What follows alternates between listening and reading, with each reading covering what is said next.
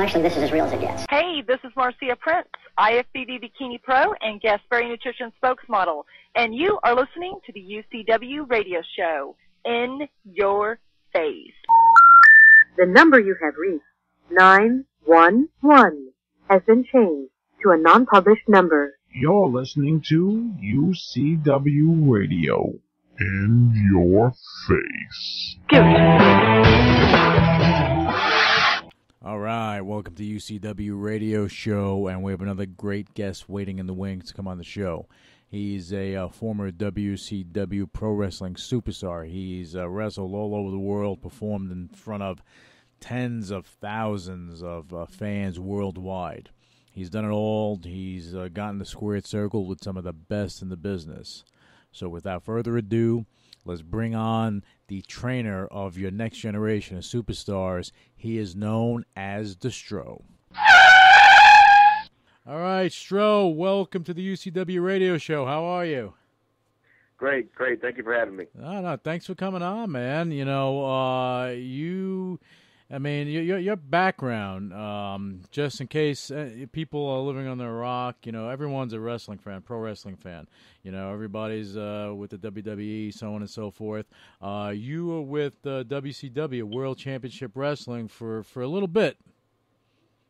Yeah, off and on for a number of years, in between going other places and eventually, going with them full time for a while. Yeah, and then you made a name for yourself as the Maestro. Yeah, that's it.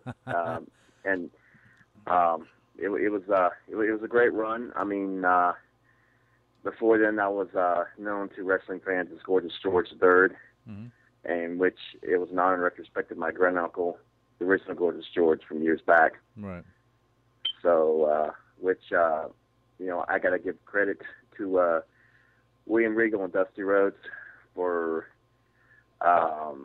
planting that in my head of my style and mannerisms resembled the original Gorgeous George, which I found out later on in life through my grandfather that he was in fact my granduncle, and I was of relation to him, and they were former amateur boxing buddies back in the day before we became professional wrestlers. So it's really a small world, and which is ironic because years later meeting the late legendary Godfather of Soul, James Brown, who was also inspired by the original Gorgeous George, as well as seeing Nature Boy Ric Flair as well, and he was also inspired by the original Gorgeous George. It was, it's been an amazing deal. It really has, and just as he was an innovator in his time and made his impact, I'm making my mark and being the innovator, with what I'm doing. So with the original Gorgeous George, I guess he was an innovator because people love to hate him. Absolutely. Period. The end. They love to hate him, and you have a Ric Flair. You have people that kind of mimicked what he did, and even yourself. You become like a heel, but people want to see you. He was the legend that started all the pageantry, all the glitz and the glamour, and what you see on television today. Yeah. Gorgeous George. He was the originator. Yeah. But now, that's Gorgeous George. We're not, we love him and everything, but we're talking about you. So we're gonna get back to you. Oh, Thank you. Yeah. No worries. No, but you, it wasn't an easy road for you. You started out. Your background is not so much in wrestling as in something else. Oh, I was in so many things growing up. Theater. Yeah, theater. Amateur wrestling, football, mixed martial arts, EWFI Japan, which now it's transcended into the UFC. And that's where I learned the art of submission. Making someone tapping out, and I've done a lot of things in life, but wrestling's always been my true passion. And even when I retire and do other things, I'll still somewhat, in some way, shape, or fashion, be a part of the pro wrestling industry, and I always will. No, I think, when it's in your blood and it's part of your life, it's always going to be part of your life. I don't care, if you look at the Hart family, I love them to death, but this is their business. This is what they do, Right. And that's it. You have other wrestlers that, you progress from being, going in the ring to doing stuff behind the scenes. But you never leave. Like You never. Yeah, exactly. You never leave, though. You always come back. Exactly. No matter how good or bad the marriage treats you, you can't get enough of it. You love it to death. Yeah, you deal with the abuse. That's it. Exactly. I mean, look, you look at The Rock. He comes back. You're giving fans what they want. They want to see you. What a class act he is. He is. His father. I mean, the whole family is just top-notch class act, and he's a great man. He really is. I couldn't be more happy for him for his success. Oh yeah, he is definitely. I mean, if anyone was a poster child for respecting the business but utilizing it to bring yourself to another level, that's the guy. Absolutely. Because he's done it. I saw him go from nothing to being the person that he is, but he hasn't changed as a human being, though. No, and guys like him and Mick Foley, they've always stayed true to themselves. Mm-hmm. No matter where they've been at in the business, they've always been who they are. Guys like them and Terry Funk. I mean, a few others I could mention, but those are the few that come to mind. Mm-hmm. That always stay true to themselves no matter where they're at and where they're at in their life. Yeah, I mean, real people. Yeah, no, without question, but that's how they have longevity in this industry. They're not jaded. They're not, poor me and all this other nonsense. It's like, okay, this is the business. I embrace it, and it is what it is. Absolutely. And that's it. Now your career in pro wrestling, you started when USWA was around. Is that where you started, or Smoky Mountain? Well, before then, actually. Okay. I was brought into the business by a few pro wrestling legends, form of Ivan Koloff, the Russian Bear, former NWA World Junior Heavyweight Champion Nelson Royal, and the Andersons. And it was, just as anybody that was worth their salt in their business, being brought up in business, it was hard. Training was hard. And we learned the old school way, which is the harder way, but it's the better way in the long run. And I can't thank those gentlemen enough for what lied ahead and who I was supposed to meet ahead, and who helped me along the way. And I mean, it really paved the road for what lied for me. I mean, you wrestled. You got in the ring with a lot of prominent people during your career. I was really fortunate to have some of my first matches with guys like, Ivan Koloff, Chief Wahoo McDaniel, Ron Garvin, Paul Orndorff. Paul Orndorff. and Kevin Sullivan, Mm-hmm. And the list goes on. And then Smoky Mountain Wrestling was my first big, quote-unquote, territory. Right. After a couple of years of being in the business. And that was a treat in itself. I mean, it really kept my feet wet to the business of pro wrestling. Right. Had guys like Will Express, Heavenly Bodies, and up-and-coming stars like Lance Storm, Chris Jericho, Taz. Mm-hmm. I mean, it was a great time. It was Tracy Smothers, your white boy Tony Anthony, and with Cornette at the helm, and Tim Horner. I mean, you had the best of the best in the business. I was really, really privileged and honored to be a part of that promotion. And a lot of those that wrestled there, went. I'm going to say they went up east, and they went to ECW at some point.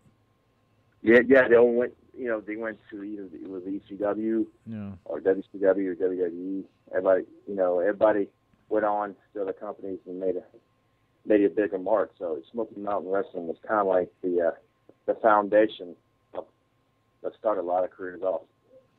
Yeah, and then I mean, see that's right now you have wrestling, you have the WWE that kind of it's one big conglomerate, global. Okay, that's the big boy, that's the king of the hill, that is what it is. But way back when you had the territories, okay, you kind of had a little more opportunity to make a name for yourself. Okay, you have a name. Do you think it's? I mean, it's not my opinion. I'm looking for your opinion. Do you think it's harder for someone to jump in to the game now than, let's say, 15 years ago? Oh, absolutely. I mean, the guys now didn't have the advantages that we had back then. Where, I mean, there isn't that many places to go now to learn and hone your craft, to get where you want to be with the bigger companies. Mm-hmm. And so it's harder. So you have to really be careful who or where, rather, you go to better yourselves. You still have, great places like Japan and Mexico, mm-hmm. and places like that overseas, for example, and there's plenty of room for like smaller promotions to step up to the plate.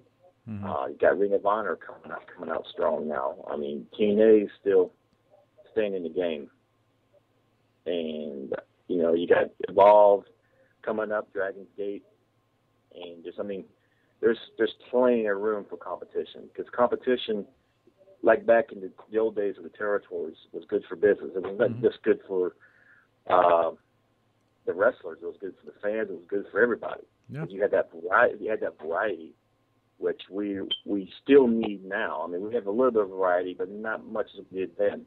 But even so in the 90s, when you had ECW, WCW, and WWE to pick from. Right. So, we definitely could use some more competition, some more territories, some more companies to step up, which will round out for everybody, I feel. But it's just, like you said, the business goes in cycles. Right. You have the upswing and the downswing, peaks and valley stages.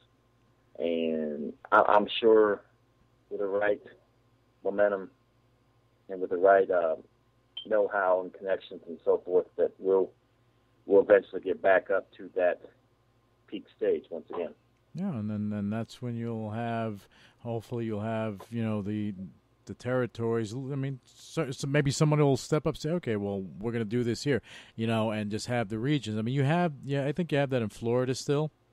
Okay, and I think you have it in California as well, and I don't know if Ohio is still running, but you have some things like that, but they're kind of feeders for WWE anyway. Right. And that's it. I mean, and people say that wrestling isn't as popular as it was, and so forth. Well, they were saying that several years back, and it came back again. I mean, if it weren't more evident about the old adage, the history repeats itself, mm-hmm. Then it would say so when you look at the pro wrestling business. Yeah, no. Because history does definitely repeat itself, and right now we're on the upswing. We're coming back from a valley stage. Yeah. So and I'm feeling in the next few years, with the right momentum, that we'll be back up doing good business again. With companies stepping up to the plate and so forth, because it's all about the cycle. It's all about the machine. But it makes it interesting, though. It makes it interesting because do you remember back in the mid '90s? When you had WCW and you were involved in all this WCW, then you had WWE, then you had ECW, and then you had all this stuff going on at the same time, and people were leaving one company to go to the other, and it created a lot of like, what's going to happen next type of thing. Right. And it created interest. Mm-hmm. Okay. And go ahead. The thing is, we need that variety to survive, to exist. It's good to have the guys that go out there and have great matches, great technical wrestling matches, and high-flying matches. That's fine and good. But we also need the guys that bring butts in the seats, to have that charisma to draw people to the events. Mm-hmm. Those are the guys that make money for everybody. Yeah, well. Just like you got Hulk Hogan wrestling at a show, mm-hmm. and you had a show with him. He draw big houses. You go to the man like they used to back in the day, say thank you for the house. Right. Because, he was a big part of them drawing money and doing good business. Just like, players, and now you have the Rocks and John Cena's, Mm-hmm. Who bring the people in, whether you like them or you're a fan of them or you're not, if they're bringing people to the building, that's what it's all about. Well, that's all that matters. Look, Bruce Hart, told me numerous times, it's you can the storylines, the people. At the end of the day, it's putting the asses in the seats. That's what counts. Because if you can't do that, then you can't survive. Right, and the quote, Lou Vez quote. A while back, he mentioned the fact that being the world champion is not necessarily the guy coming out with the belt, but it's the guy that people talk about on their way home. Right. So that's something to think about too. Yeah, I mean, it's not. I mean, look, in pro wrestling, it's about how marketable you are. Whether you have a belt or not, it really doesn't matter now. It really doesn't. It's what you do. And again, I go back to, what Bruce Hart used to tell me all the time is about putting the asses in the seats. If you can do that, then you're going to be successful. And that's what they did in Calgary. That's what McMahon, did with WWF during that time. And when you had the Hulk Hogan, the Ultimate Warrior, all that stuff, you were bringing people out, to see the show.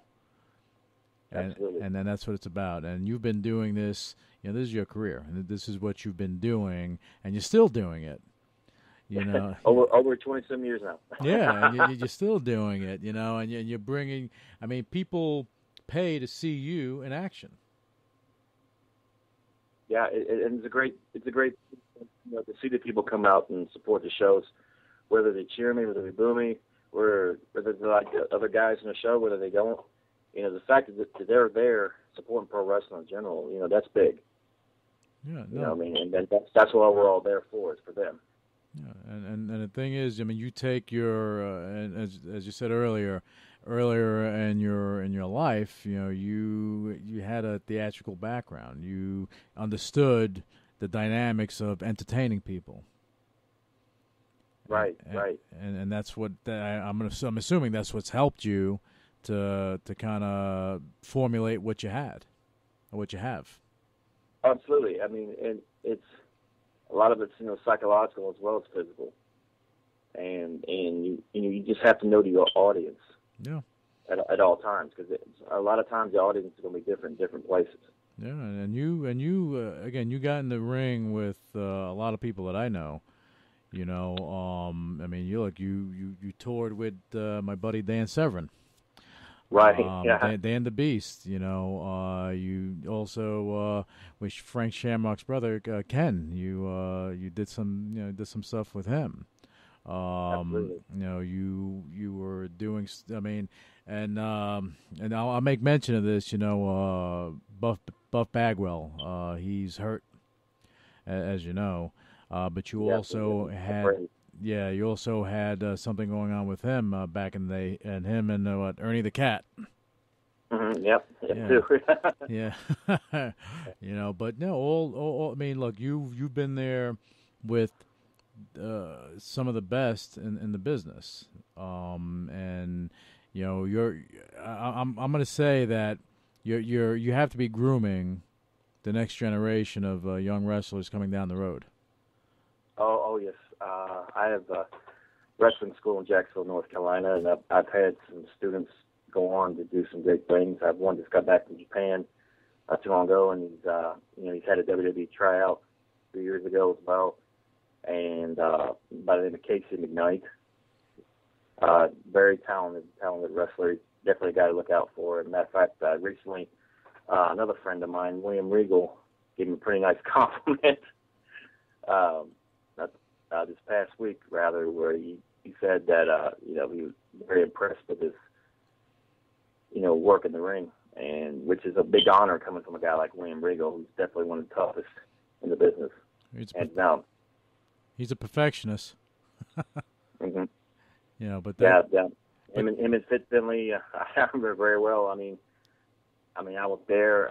I've wrestled with him, worked with him, saw a lot of their matches and firsthand, and it's just guys like that are just as tough as they come. Yeah, oh yeah, without any question at all. But that, I mean, him saying that about someone that you trained is a big credit to your training regimen, how you train your students. Well, I was very fortunate earlier in my career to be taught and to be helped out by some of the best in the business, and now I'm doing my part to give back to help guys coming up in the business, because guys like myself, we're not going to be around forever, and we want to know and have our peace of mind knowing that the great art of pro wrestling is being passed on and being carried on. Just like the guys that helped us passed on the art of pro wrestling on to us. Right. So it's just that's our position, and that's what we're here for. And I'll do my part in the show, or any show for that matter. But at the same token, if someone could learn or benefit from what I do and carry on and go on and do bigger, better things, my hat's off to them. Anybody, some guys have problems with other guys being successful and all that, but when I see a guy being successful in the business, especially a guy that I know that took a little something from me and went to help with it, my hat's off to him. I think it's the greatest thing ever, and I wish them even more success, because the more successful they are, it's like a part of me goes with them. You know what I mean? Mm-hmm. Well, but that's a good mindset, because and you mentioned, look, The Rock and certain other people, guys in the locker room. You have the boys in the locker room.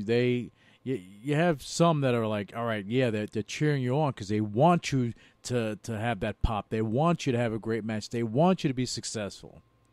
Right. But then you have guys that get jealous. I'm not naming names, but I do know. But you do have guys that get you have guys that get jealous, and they don't want you to steal their thunder, which is kind of sucky, but it does happen. Well, it's just we all do our part, and I kind of look at it just like I've been doing some acting the past few years in different movies.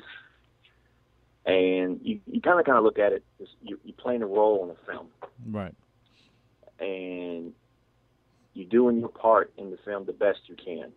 It's not really about, we're going back to the championships and holding the belt and all that. The belt doesn't make you make the championship. Mm-hmm. And, in this business, it's not about how many matches you win or how many matches you lose. It's how well you play the game, basically. Yeah. And because years down the road, people, when they remember your name and they remember what you're all about, they're not going to remember your one-loss record or how many championships. They're going to remember you for who you are and what a big impression you made on the industry and on them. And that's all. Really, that's all that really matters. Prime example, as far as a match is concerned, that no one would probably forget, when you had Shawn Michaels and Bret Hart. Win, lose, or draw, that was like, holy crap! They actually pulled it off. It was like magic when they got in the ring. Yeah, I remember the SummerSlam match that they had.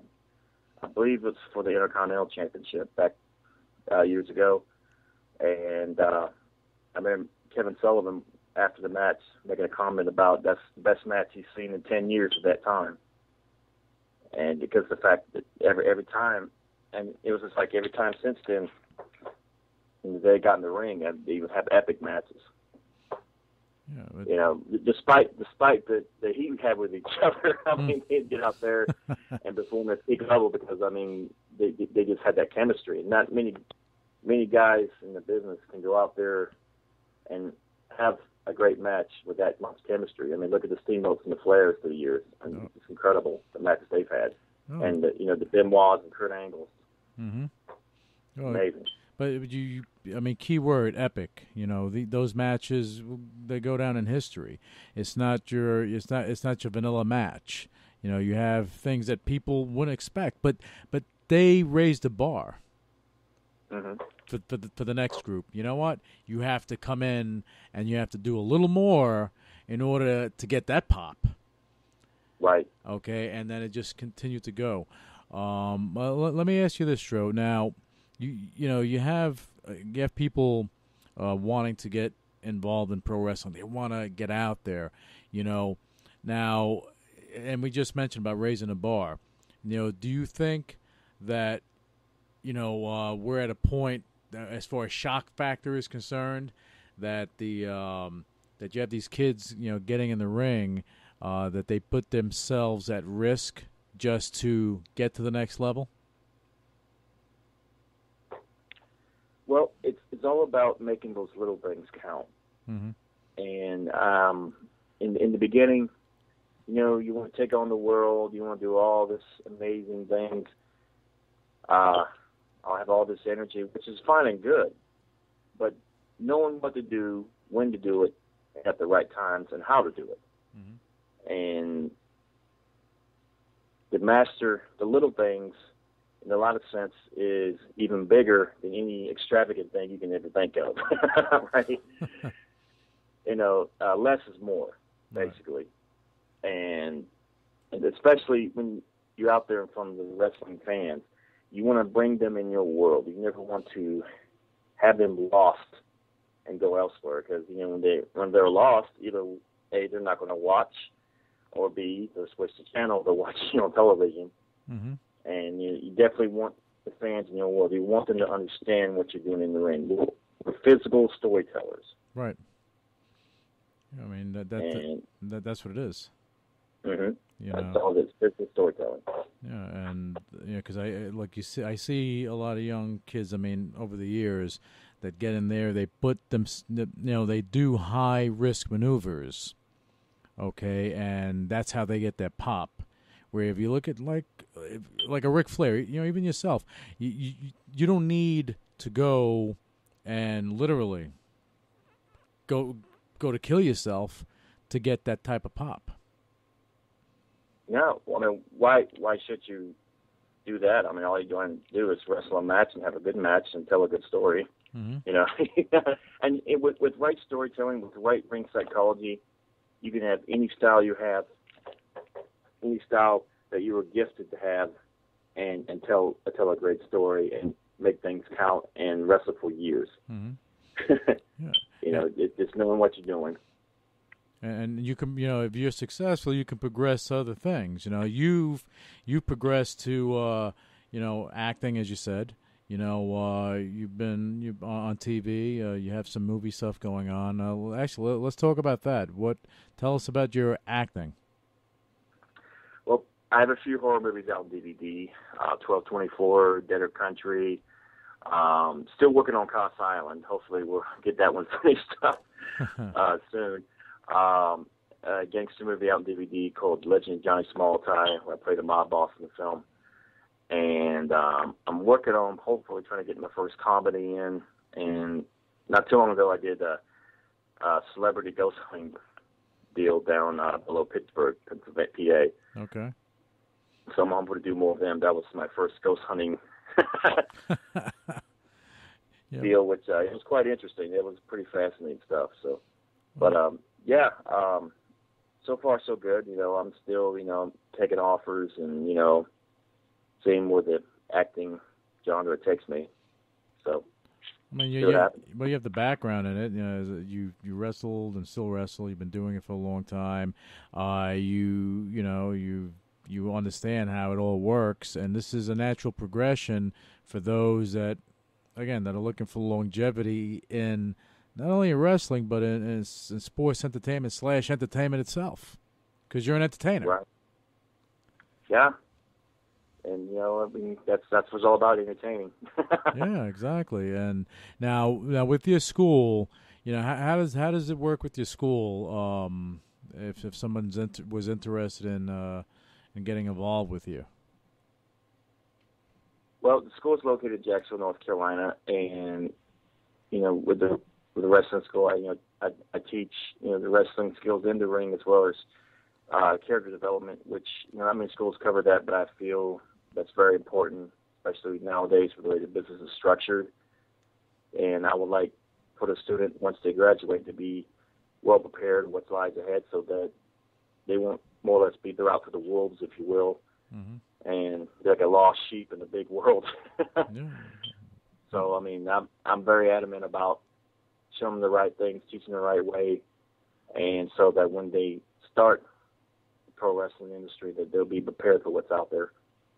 And you're giving them all the tools to go to war, so to speak. Basically. Yeah. No, but you need to do that. And right now, I mean, let me get your opinion on this. You know, we live, I guess, in a mobile world, okay? And, you know, social media plays a big part because it wasn't around when you were at Smoky Mountain. It wasn't around, you know, in the mid-'90s, okay? But social media is here. And it's just getting more intense. You know, do you think that is going to help someone that's just trying to break into the business to get themselves noticed? Well, it all depends on how you use it. And you know, to make contacts and stuff, hey, that's fine and good. That's great. You know, the more the merrier in this business, because the more and more contacts you make, it's a much smaller world. It really is. As far as in helping them be better at what they do physically, I mean, there's no substitute for experience. Right.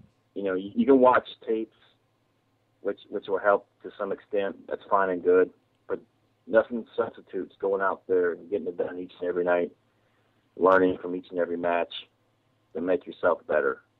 I mean, you got to definitely put the roadwork in and pay the dues to get where you need to be. You need we all have. But you need the practical. You got to pay your dues. You need the practical experience in order to. I mean, that has to be your foundation. Right, and you know, Rome wasn't conquered in a day. So you know, you need that experience and the know-how, and learning from the right people in the business, the people that have been successful in the business. To get to where they are. You know, you learn from success to be success. Right. Well, that you emulate what a predecessor has done. You know, if you're smart, it's only if you're smart that you do that. That's right. You know, and a lot of people, you know, they don't do that. You know, and look, I try. You know, when I have someone that's involved in pro wrestling, you know, on the show, it's hard for me not to just talk about pro wrestling because that's been a big part of my life. But I want people to see a different side of the guests that I bring on the show, like like yourself. I want people to know more about what you do outside the ring. Okay, so why don't you tell us the things that you do outside the ring? Because you are human like everyone else, but you also have other stuff going on, and there's a business behind pro wrestling because you got to brand yourself too. Well, that's what makes this business unique. You know, you have different characters, you have different personas, and people from all walks of life. And I was told a while back for some great veterans in the business that the best characters in the pro wrestling industry are an extension of your real life persona. You just exaggerate it into what you want to be or what you get across to the people once you get out there. So that's what happened to Jim Hellwig. Son of a gun. You can say that. I'll be getting a call on that one probably, but that's okay. But we have to have a little comedy, right? Oh yeah, it was exactly what makes it. I mean, you got to. We're all entertainers. Yeah. We just entertain people in different ways. But that makes it unique. If we all entertained everybody the same way, then no one would watch us. We'd be like the same old brand. Yeah, and then it's like everyone has this. You have a cookie cutter deal going on, and that's not what this business is about. You have individuals, right? And you have to be, and you branded yourself pretty good. Yeah, and still evolving actually. Which is like someone asked me the other day. It's like that I'm involved to like a whole new deal, like, you know, different outfits and stuff like that. It's like, well, people evolve, life evolves. Mm-hmm. Like, take The Undertaker, for example. I mean, even though he switched looks and demeanors through the years, he's always been The Undertaker. Yep. Right? Same as Triple H, and even Shawn Michaels when he was wrestling. Yeah. You know, he changed his look. I mean, even Ric Flair cut his hair different styles through the years, right? But he was still Ric Flair. Sure. You know what I mean? So, I mean, just because you change and evolve, you're still that guy. Mm-hmm. You know, you just change it with the time. But you have to be relevant. Right. Yeah. All right, now we just have to take a little break, and we'll be back with the Stro. Hey, you want to see something cool? Check this out. My name's Anitra, and I'm going to rock your world. Wow. Oh, my God. Dude. Look at that. Wow. Oh, my God. Along with my boys, Mikey and Joey, I need the Shalama Brothers stack. We're knocking down walls and taking names. Your brother's actually getting something done. And everyone gets to play. Progress is slow. We should be finished by Christmas. Girls with power tools, roll. We're not just bringing back the den, baby. We're making mega dens that'll blow you away. Wow! Anitra, it's unbelievable. That is cool. You want some of this? Facial recognition, motion activating. They're gonna wet their pants. This may be the coolest room I have ever seen. Because life is too short to live without a mega den.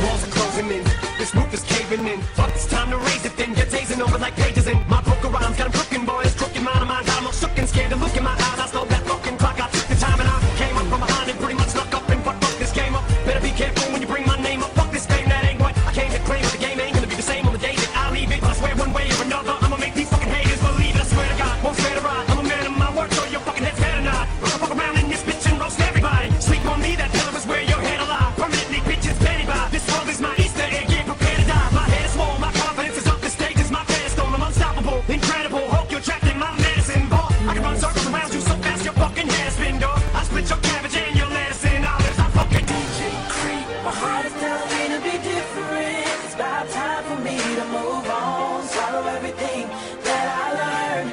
I'm at a point of no return. No return. No return. No return. No return. No return. No return. I'm at a point of no return. One thing about music, when it hits you feel no pain. And I swear I got this shit that make these bitches go insane. So they tell me that they love me, I know better than that. It's just game, it's just what comes with the fame. And I'm ready for that, I'm just saying, but I really can't complain. Everything is kosher, 2 thumbs up, Bieber and Roper. I really can't see the end, getting any closer. But I'll probably still be the man when everything is over. So I'm riding through the city with my high beams on. Can you see me, can you see me, get your vibes in on. Y'all just do not fit the picture, turn your widescreen on. If you thinking I'ma quit before I die, dream on. Man, they treat me like a legend, am I really this cold? I'm really too young to be feeling this old. It's about time you admit it, who you kidding? Man, nobody's ever done it like I did it. My heart is telling me to be different. It's about time for me to move on. Swallow everything that I learned. I'm at a point of no return. No return. No return. No return. No return. No return. No return. I'm at a point of no return. I'm hot, motherfucker. Get a plate, bitch. Don't say shit. Get your face lift. Rose rich. Let the champagne drip. Nigga swag jack. This LA shit. Get it back, give it back. Ain't bout shit, snap back. Them ain't even rare. Where the tag? Whack ass all up in my ear, bitch. Back. I bag bad bitches, motherfucker, cash stacks. Yellow nigga, no cabs. Got the phantom out, no mask.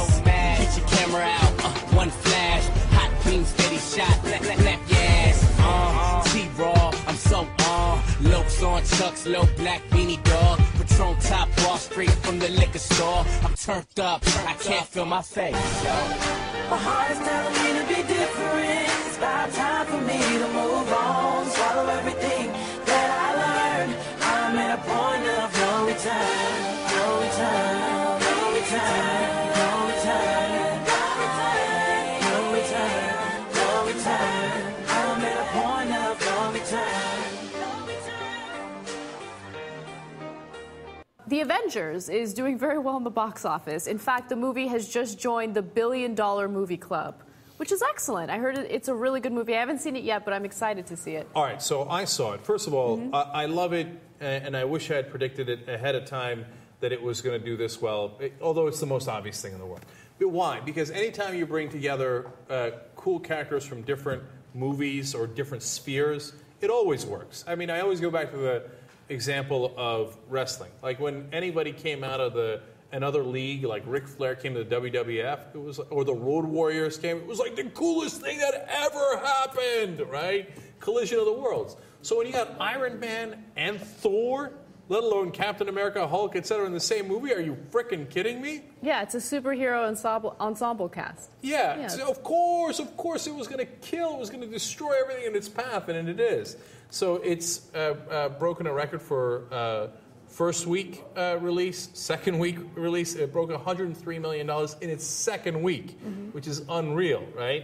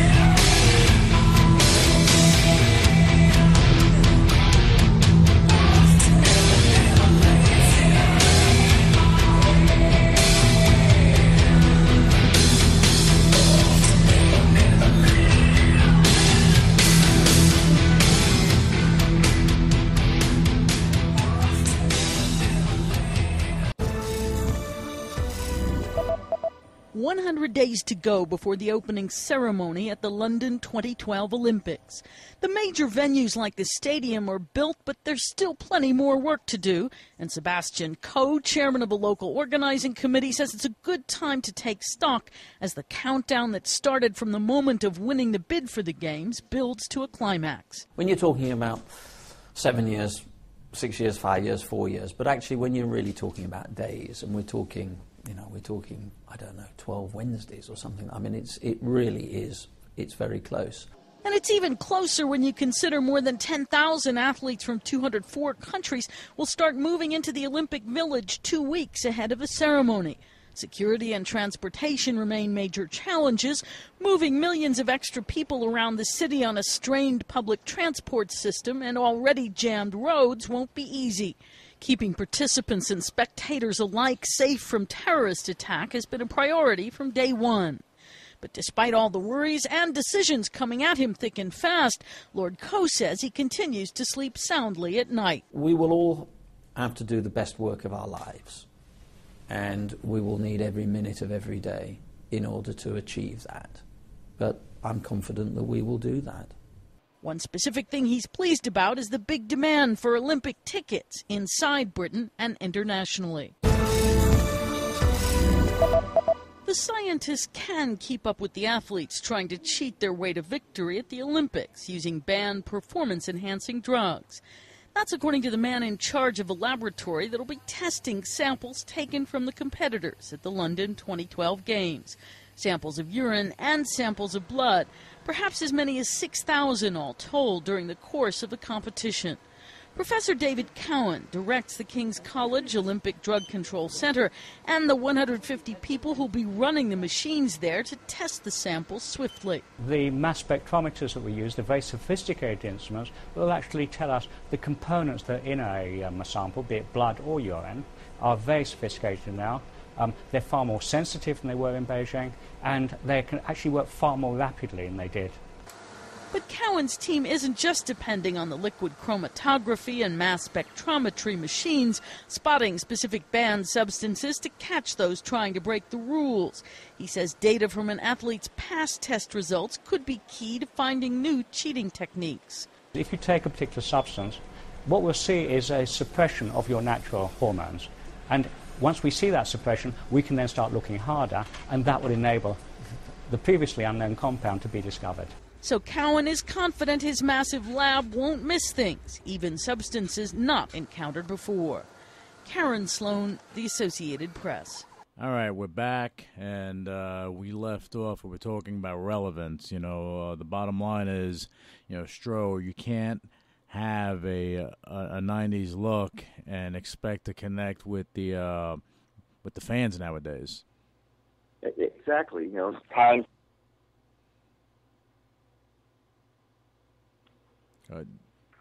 I lost you for a second, Stro. Okay, I'm here. Okay. Now, so no, what I said is that you have to be relevant.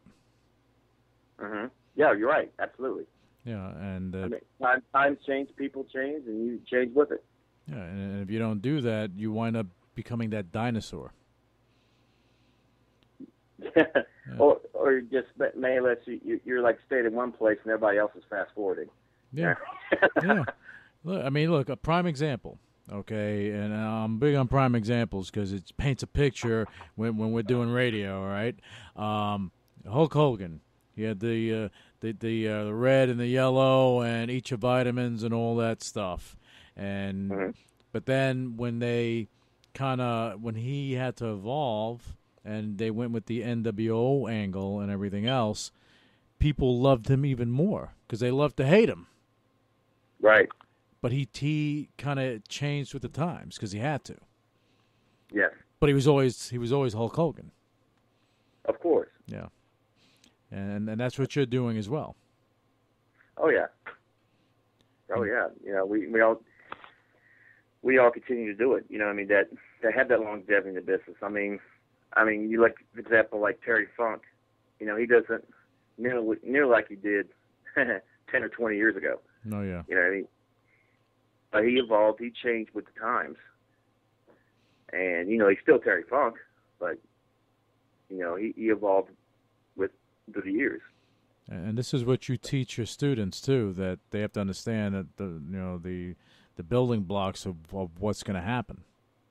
Right. And you always want to understand your audience and have the audience in your world. Well, that's definitely the name of the game. Now, Stro, what I'm gonna ask you some canned questions, only because I don't know. I just feel like doing it. Oh, go ahead. Hey, we're gonna get corny. Ready? What was the biggest pop you had when you were in the ring? I've had a few. There's too many. Right? Well, the one that you remember, just off the top of your head, what hit you first?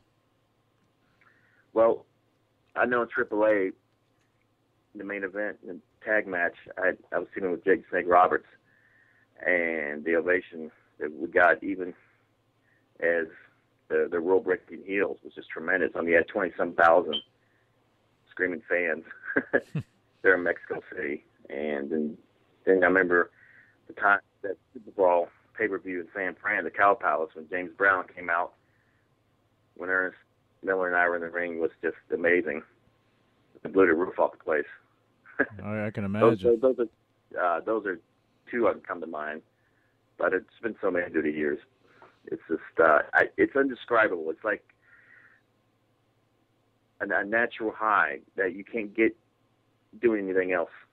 It's just amazing whether the people cheer you or boo you. I mean, it's just a bigger rush. Yeah. I tell people all the time that you can be a football player, a baseball player. When you get on the field, you get that certain feeling, but there comes a point in pro sports that you can't get on the field anymore. But with pro wrestling, you can always get in that ring. Right. You can always do something and just relive it. I guess that's why some people don't hang up the boots. Oh yeah, there's times I swear that the ring is like my home, and there are times I could wrestle all night, literally all night. Had to. Because you just feel right at home in the ring. Heck, I've slept in the ring at times. It's crazy, but it's just like when you teaching people the right way about the business, you got to treat that ring, that pro wrestling, that 4x4 squared circle will carry you to the end of the earth. If that's what you like it, right? Well, you have to respect it. Mm-hmm. And you have to want it. That's your home, right? Absolutely. Yeah, and you definitely have to want it. And I think you're doing some good stuff there, Stro. I mean, you're again, your background. I can name like 30, 40, top notch, wrestlers that you got into the ring with. But what you've done in the past is no indication of where you're going, because you're building a foundation where you're looking to take these young guys and get them to the next level, because that's where you're at in your career. Right. And I want them, people that I help out in the business, whether they're my students or guys I'm pretty much taking under my wing or just helping out in general. I want these guys not only to reach the success I've had, but surpass it. Mm-hmm. And be even bigger than they even could imagine, because, I mean, the business needs them. And it's my responsibility as a veteran, it's my responsibility as being a part of the pro wrestling family to help elevate these guys for where they need to be, where I feel they need to be, mm-hmm. and many others feel they need to be. So, it's just one of those things. Yeah. We got to keep the machine rolling and the cycle going. Yeah, but not a lot of people think that way. No, unfortunately they don't. No. I'm not naming names again, but I know a lot of people just don't think that way. But it's good that this industry, an industry that I love, has people like you, Stro, there that are grooming the next round of. It's needed. You have to. Yeah. It's needed, and the people that don't see eye to eye with that philosophy. Those are the same people that are always pretty much stuck in the same rut. You always see them having problems, and they're the ones that pretty much stay stagnant in the business. Because those are the people that once they lose their spot or their place in the storyline in a big organization, they're where are they going from there? You're running on the independents. Okay, great. Where are you going from there? You have to keep yourself relevant. You have to use the opportunity. And I can't stress this enough. Use the opportunity to build a business for yourself. Because you're branded. You're branding yourself. Build a business for yourself, and give back. You got to pay it forward. And I don't think the people that don't see that philosophy, I don't think they really see the idea or see the big picture of things, more or less. And they're kind of stuck in this facade that they'll look weak. You'll demean them by helping somebody else out, when actually it will make them mean that much more in the business. Yeah.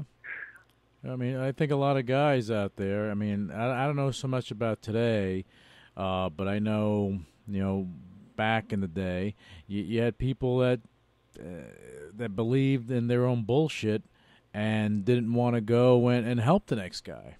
But if you help the next guy, it only makes the organization makes you even that much stronger. Well, I mean, of course, only the people that need it and want it. There's some people that just it's just wasted effort. Yeah. You can bring a horse to water, but you can't make him. Drink it or take a bump or do much else, right? Not even CPR. Yeah, not even CPR. You got to have them in the locker room, just passing out the towels or something. Right. But I mean, because what you're doing, and I said this before, and I'll say it again. What you're doing is you're paying it forward in this business, and that's something that you can't put a price tag on that. On the knowledge that you have, my friend, you can't put a price tag on it, but you're giving people that want to get into this business an opportunity to learn the right way and not just jumping in and getting ready to hold their ankles. And then you wind up getting hurt. You're showing them how to do it the right way. Yeah, I mean, I want them to do well. I want them to be successful, like I stated earlier, because, a part of me goes with it, and not just a part of me, but a part of this business, this pro wrestling industry. It will carry it. Just knowing the fact that the guys will carry on, what I got into and what the people before me got into, it's a big deal to me. I mean, it's very important to me. And if more guys and gals in the business would have that philosophy, I think this whole industry would be much better. Yeah, well, I mean, but you have like a paternal thing, with your students, because when you let them out in the world, it's like you gave them all the tools they need to succeed or not succeed. Right, and it's up to them what they do with it. Right. Because everybody that has been a part of the business, we all had to pave our own way. Mm-hmm. Nothing was given to us or handed to us. We had to work for it, pay our dues, work hard, go up and down the roads, driving or flying or what have you. There's some good times and bad times, but through it all, we persevered and we kept on and on until we got where we wanted to go. Yeah, cramming 5-6 people in a car, sleeping in lobbies. Yeah. Sleeping in the car. Yeah. You know what I mean? Oh yeah, that's always fun. Oh man, I remember those USWA trips down in Memphis. We used to hit 5 states a week, and no matter where we're at, whether it be Egypt or God knows where, we had to be in Memphis TV that Saturday morning by like 8 or 9 o'clock. I remember dragging Dragging the studio, man. Oh my goodness. It's just like that's just one of many examples. It's like you're gonna have nightmares tonight. Right. Oh my goodness. Oh Lord, yeah. But you know what? These are the dues you pay, man. You know, right. You pay the dues, and you got to where you are right now. And again, you talked about evolving and staying relevant, and that's what you're doing, and you're paying it forward. You know, so I don't want to sound like I'm kissing your ass, because I'm not. I'm just giving you the accolades that you deserve, because I recognize it. You know, understanding, you know, this business as I do, I recognize what you're doing, and I think that's fantastic. Thank you so much. You know, I've just been very passionate about the pro wrestling business from an early age, and knowing it now and understanding it and how it works and what to do and what not to do and where to go and where not to go, and have the knowledge and know how to help others out that are coming up in the business. You know, I just feel like it's a responsibility that I have to help other people and carry on and do my part. And that's all I want to do, is do my part in the business. Well, I mean, I think you're doing a great job, and I think that comes from, you know, what you know, the people that schooled you, that brought you up. You know, I mean, they were old school, and they brought you up. They taught you the way it's supposed to be. And you get ribbed and everything, but that's okay. You go through it. Oh yeah. It's all for the greater good. yeah, exactly. And again, there go the nightmares again. Yeah, right. I'm still looking at that sign they used to tell me years ago, and it's like, you know, with all the pain from the bumps and running the ropes and all the stretching and all that.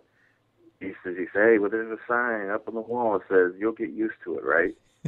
Well, after being in business so many years, I'm still looking for that sign. Yeah. That sign's never going to come. It never will. Never will. And you know what? When you wake up every morning, you get the cricks and the crack, and you have your chiropractor bill that's through the roof. You know, that sign never comes. You know, shoot, I remember when Stu Hart, God rest his soul, when he used to call me, he'd say, Lou, when you coming to Calgary? I said, for what? He said, I want to stretch you. I was like, yeah, I don't think I want to do that, Stu. You know, that's one guy that actually scared the crap out of me.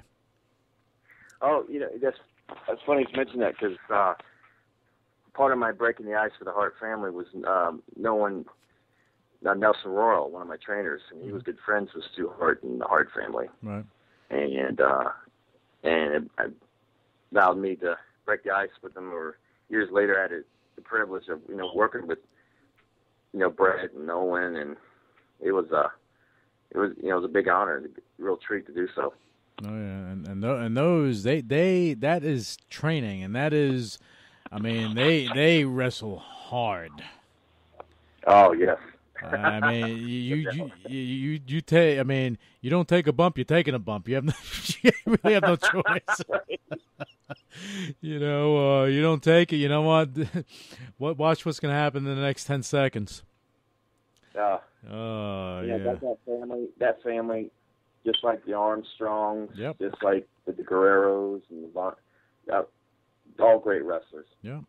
It was just all tremendous wrestlers. Well, the dynasties, you know, even if you look, again, they're all pretty much gone, but one, even, you know, with the Von Erichs, you know, and so on and so forth. You had a lot of great dynasties during, and you don't have that now, really.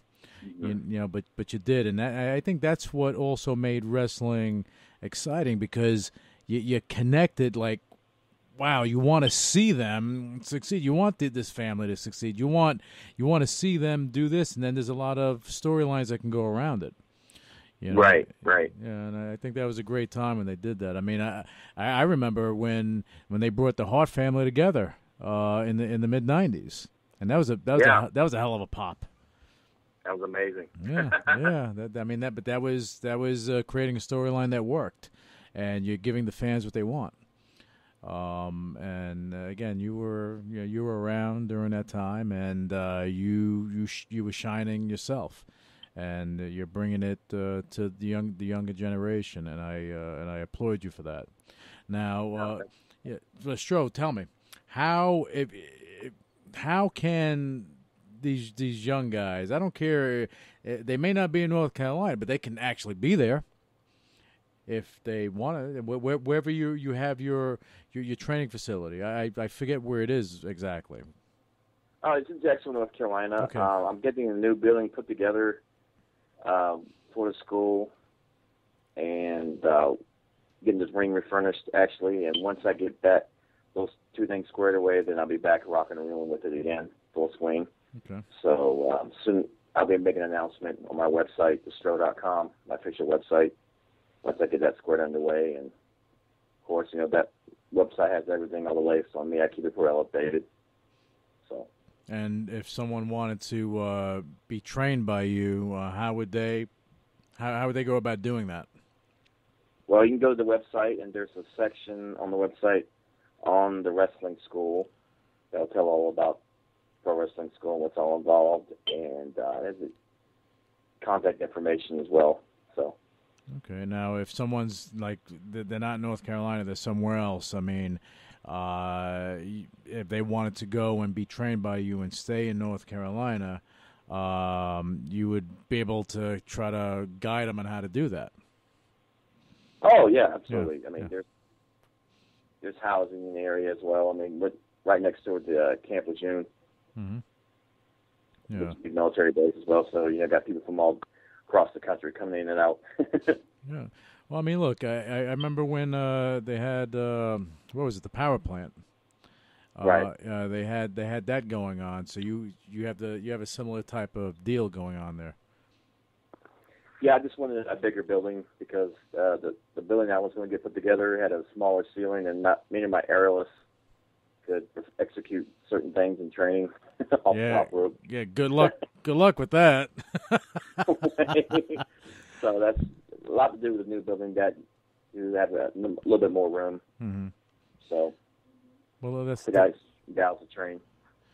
Yeah, but that's good because now they can actually start, expanding. If you have someone that's athletic like that, exploiting their natural talents. Absolutely, right. Okay, great. All right, and Stro, so they can go to thestro.com and find out more about your school, find out more about you and your rich history because, as I said, you and I, we can talk about pro wrestling and what you did and everything else and all this other stuff for hours and hours and hours, and it's just going to get more and more interesting, Right. But I wanted our listeners to get a nice picture of you, the human being. Okay, not only in pro wrestling, but I was trying to pull out, and I think I did. I want to pull out what you're giving back. Okay, because you're paying it forward, man, and it kind of burns me when you have people that made it, and you got the accolades, you did all this, you were given the opportunity, but you won't give it back. For those guys, you suck because you have someone, but you have someone that maybe needs that opportunity. They need that door open. That really, they really want to do it, and you're giving them that opportunity. So, again, I commend you for that. Because it's fantastic, Thank you so much. Now you also you're selling T-shirts, man. Oh yeah, I got the merch going on. Yeah, good. New T-shirts are on sale now. You can for more information how you can purchase one, you can go to the official website there at thestro.com, thestro.com, and more information about that as well as other merchandise and upcoming appearances. Will be at the movie stuff. Ball wax. Are you wrestling anytime soon? Yeah, I have a show this weekend, tomorrow night actually. All right. For the APWA in Shinnston, West Virginia. I'll be having an opportunity to go after the APWA America's Championship held by Terry Ring. Nice. And my debut match there, it's like a loser leave town match. So either one or two things going to happen. Either way, I'll lose the match, and and leave as soon as I came in, or two, I'll walk out with the APWA America's Championship, in which hopefully the latter will happen, and I'll be able to stick around APWA for a while. Yeah, well, I'll just say, whoever the promoter is for APWA, smart move, keep Stro on your roster, because he will. And again, we'll go back to, what I said earlier, but what Bruce used to tell me, is about putting asses in the seats. So you're an attraction, my man. Yeah, thank you so much. I just doing my part, and God bless the fans that come and watch the shows. I mean, they're the bread and butter. And that's what it's all done for, and that's why you continue to do what you're doing, and you'll continue to do what you're doing. Now, do you want to leave our listeners with anything, words of wisdom, anything coming from the mind of Stro? Well, I want to thank every wrestling fan, every wrestler that I've ever wrestled with and worked with that are listening to the interview. Anybody that's helped me that are listening to the interview. Anybody's been involved with me in some way, shape, or fashion, I want to thank them for everything. Thank you for being part of pro wrestling. Thank you for supporting pro wrestling. And for the audience out there that are listening, that are aspiring to go after what they want in life. Never let anyone tell you no. Never let anyone tell you you can't. Persevere, persist, and conquer, and make that dream happen. No matter what it is you want in life, go for it. What? And God bless you all. Well, you know what? Greater words have never been spoken. At least on this show, right today with you. So those are great words. And again, our listeners, support them. Are you on Twitter by any chance? I sure am. Okay, yeah. I asked everyone that because, we're talking about social media, and I want people to follow you and what you're doing. Okay, for my Facebook and Twitter, it's all the same. All you got to do is add the Stro, THESTRO, add the Stro. It's all together, no cap, no spaces, right? Right. Add the Stro to Twitter.com and Facebook.com and go right to my deal. Okay, there you go. Go to Twitter. Go The Stro, and you'll follow this guy's career. Okay, his continued career, his successes, and what he's actually doing for the younger guys coming into the business.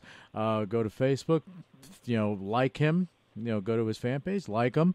Go to thestro.com. Find out what's going on, where he's going to be next. Attend the events if you're in the area. Support pro wrestling. We need everyone to go out there and support the younger guys because they need that. They need your support. So go out there, attend the events. There's nothing better than a live show, guys. You gotta experience it. It's like nothing else. It's better than watching it on television, no doubt about it. So you gotta go out there and support it and see these young guys. These are the next stars. And it's you have guys like the Stro that are helping to mold them the right way. So, Stro, again, thank you for coming on the show, man. And I want to have you on down the road and get an update with what's going on with your school and some of your students and so on and so forth.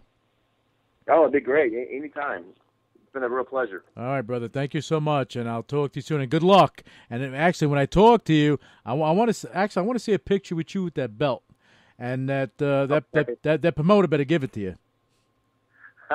I'll do my best. There you go. All right, my man. And I'll talk to you soon. Thank you. God bless. Thank you. Initiating shutdown sequence. What is your major malfunction? So let it be written. So let it be done. Ladies and gentlemen, my mother thanks you, my father thanks you, my sister thanks you, and I thank you.